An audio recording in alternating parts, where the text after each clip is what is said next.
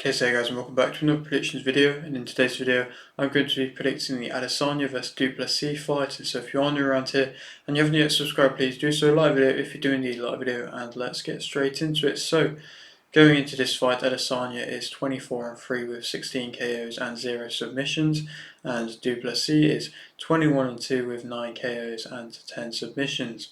This fight is for the UFC middleweight title. Adesanya's last fight was a loss via unanimous decision versus Strickland, and Du Plessis' last fight was a win via split decision versus Strickland. Adesanya is 35 and Du Plessis is 30. They are both switch hitters. Adesanya's UFC losses have come versus Strickland in 2023, Pereira in 2022, and Blachowicz in 2021. And to speak a bit more about what I've just been saying, like I mentioned, this UFC middleweight title on the line. It's a title in which has been longly, if that's the right word, held by Adesanya. Obviously, he went through a reign which was an excellent reign, where he went and beat pretty much all the guys convincingly, and he was looking very dominant. Obviously, he had that little blip in between with the Blachowicz loss, but obviously that was him going up in weight just because of how dominant he was. But, other than that, middleweight-wise, he looked very destructive until, of course, Pereira came along and disrupted things, and obviously Pereira's gone on to achieve great things in the sport after that. But he came along and disrupted things and created a little bit of a storyline in which Adesanya managed to fare off. And now I think he's at an interesting point in his career, because that Strickland loss for him last time was a big defeat for him. It was a shocking defeat in which Strickland was surprisingly even really given the opportunity to fight for the title because of what happened with him losing to Cannonier not long before and losing to Pereira badly. And so, it was surprising that he got that opportunity, but Strickland came along, he really showed how much he wanted it, showed some great defensive work, and in the end was the clear better fighter out of the two of them, and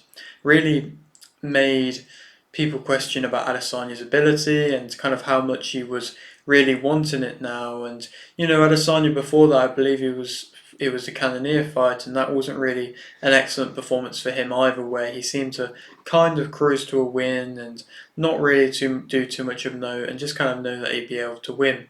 So Adesanya now is an interesting point, because he has always been very confident. He's always had a big fan base and he's always had a big platform, and he's always fought with a lot of confidence and a lot of will. But I don't know if that confidence is fading a little bit, or if he's coming in with too much confidence, or what. But I think that Pereira loss could have affected him a little bit, because obviously he lost to Pereira, then he went and rematched him, and that wasn't, things were going bad for him there. He looked like he was going to lose, and then obviously he managed to come back and get that kind of shocking knockout performance where, he pretended to be Possum apparently, and then managed to get the knockout there. Do I believe that so much? I don't necessarily know for sure, but I think Pereira has come and really kind of disrupted things for Adesanya and made him less reluctant to really kind of throw a lot and to really give all into his punches and into his striking, and just made him a bit more defensively aware, I believe, which isn't always a bad thing. But I just think the attacking side of things maybe dipped down a little bit from Adesanya. And now that Strickland's in the mix, and whoever wins this probably will end up fighting Strickland, Du Plessis is somebody else who's kind of built himself very nicely. He's an interesting entity in the division, because he is quite awkward to what we're really kind of used to, and isn't really technically on paper the most gifted of fighters, but he's very, very durable, very tough, very physically strong, is able to take to the ground well, and is going to be continuously throwing a high amount of volume of punches, and they're going to be strong punches as well. And his record is very, very well mixed, and he had a good fight versus Strickland, in which it was a very close fight. It could have gone either way, and Du Plessis, he did what he had to do to be able to win, and he had good moments in it as well, and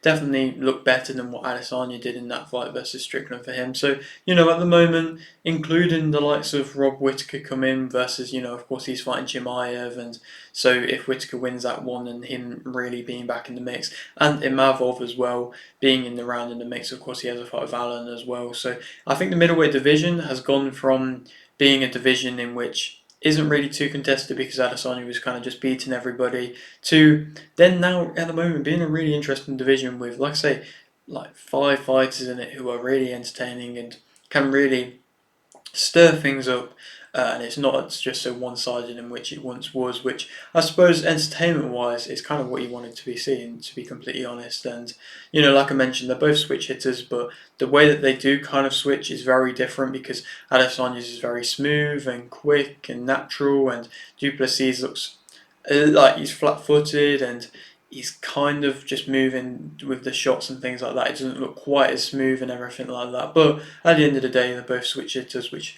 cause for a little bit of awkwardness, I suppose, in both of their styles.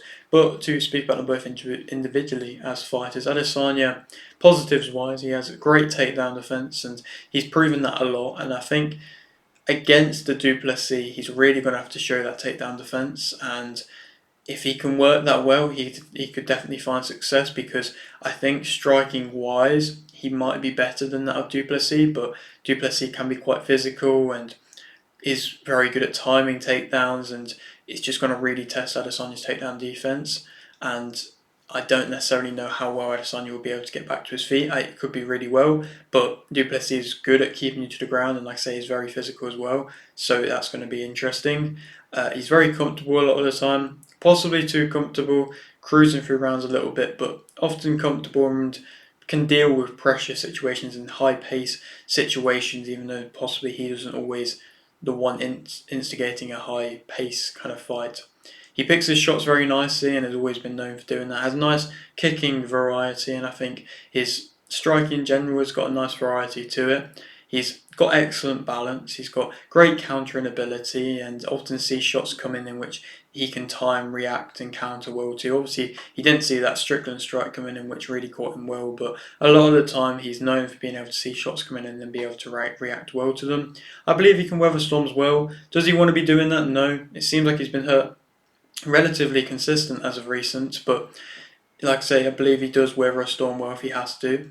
He's accurate. I think his footwork is excellent. He has great reactions and sharp reactions, and in general is a lot faster and sharper than I think Du Plessis is. I think he finds his range very well, and I don't think Du Plessis finds his range strikings that well at all. He's hard to pin down and works angles very nicely. He feints well as well and changes levels well at the same time. So in general, striker-wise, he is a very nice striker, aesthetic-wise, to be able to watch when he's on complete form. Negatives-wise, I think he can possibly wait too long and, like I say, have that reluctancy to throw heavy shots, and he seemed to have that a lot more before, but a lot of fighters, when they get to a certain point, when they've been as dominant in which they have been, when something happens, they can become reluctant because they don't like being hurt. Nobody likes being hurt, and it just makes them lose that kind of youthfulness in which they once had, where they would be able to commit to shots and throw a lot of shots and things like that, and they just, like I say, become reluctant to it. And possibly we are seeing that of Adesanya. I think this fight could prove that. He invites pressure. He really invites pressure versus Strickland, and I think he really doesn't make you respect him as much as what he used to. I think he used to land them power shots and then you respected him on the back foot, but he really struggled to make Strickland respect him at all, and Strickland was just pressuring forwards the entire fight. He maybe that's overconfidence, like I mentioned. He has his hands quite low a lot of the time. Obviously, he's been hurt on multiple occasions now, and if Du Plessis does land one of his big strikes, he definitely can hurt. I think he can fight at too slow of a pace at times. He doesn't, like I say, commit into his work all the time. I think he doesn't really attempt takedowns and isn't really that comfortable on his back or on the ground. He can have his chin in the air a lot of the time when he is just moving back.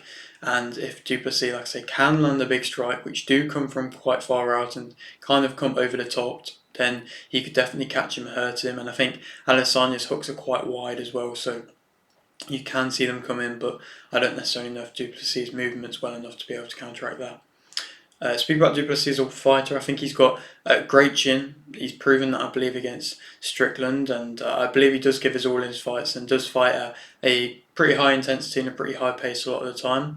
He's aggressive, he's got awkward movements, I think possibly that more aggressive than that of Adesanya, and will be coming forward pressuring like that, similar to that of Strickland, possibly not as well defensively, but like I say, having that other entity of being able to take you down. He's got them awkward kind of movements in which do make him, like I say, tricky. He's got nice strong kicks. In general, like I've been mentioning, he's physically strong. He can keep you down well, I believe. He's got good pressure. He lets his hands go a lot, and even if it's not always landing clean, it's going to be interesting to see. But like I say, that wrestling aspect, if he can get Adesanya to the ground, how can he keep him there?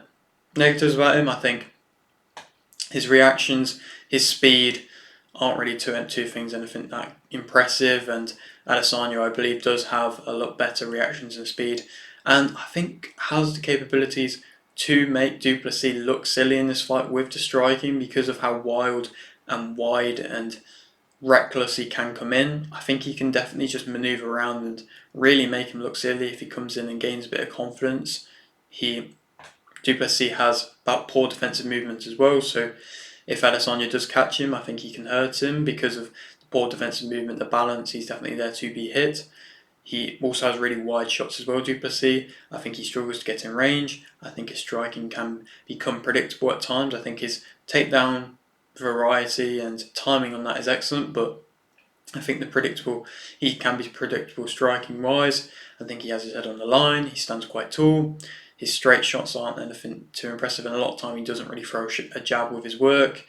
I think he can struggle against movers, and Adesanya, in his best, is a great mover and does, like I say, does have them capabilities to make you look silly. It's just if he's going to be waiting too long and not really, and just waiting too long, I think, can be a problem and might be one of the main problems in which can cause him to lose. I believe Adesanya is the favourite for this fight.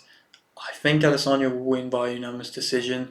I don't believe he'll be able to stop du Plessis, but like I say, other than the takedown thing, which definitely could play a factor, and we'll have to wait and see how well du Plessis can take him down, I think Adesanya can really make him look silly striking-wise. Move around, pick his punches, just let his hands go a little bit more, commit to shots, not just kind of tip-tap punches around and striking around, and be able to go through and coast to a unanimous decision. I don't think he has to fight a crazy high intensity, but he just has to, like I say, be relaxed, be comfortable, pick his shots really nicely, counter well, and all them things I believe he can do well. And then be able to go on to win by unanimous decision. But then who we can go on to fight, obviously, the Strickland one's the main one. I believe it will be Strickland next. He's been waiting around for this opportunity and he deserves it. Of course, like I mentioned, other names are Whittaker, Chimaev, Imavov, Allen, two great fights that are happening. But like I say, Strickland fight should be the one next. And I believe the middleweight division, like I mentioned, is doing really well at the moment. That's it for today's video. I hope you did enjoy. Like if you did, like this, subscribe if you're new, and thanks for watching.